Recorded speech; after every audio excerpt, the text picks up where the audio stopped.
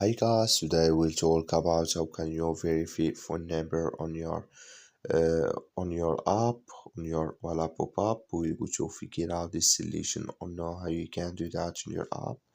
All you have to do, just go down, click here on your down here.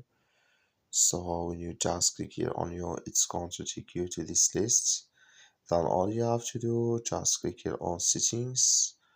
Then come to next step here. Then all you have to do now, you just click here on edit profile, then come to this list here. Then all you have to do, you just go down here, so you keep going down, then you come here to verification and security here, click on it. So then you come here to mobile phone, click here on verify here, then it's going to take you to this list here, select your country here. So you just here select your country, then here, sorry, I'm go back. When you select your country, add here your phone number and click send verification code, then it's going to verify with you here. That's all you have to do. Thank you for watching. Don't forget to support us by liking, subscribing.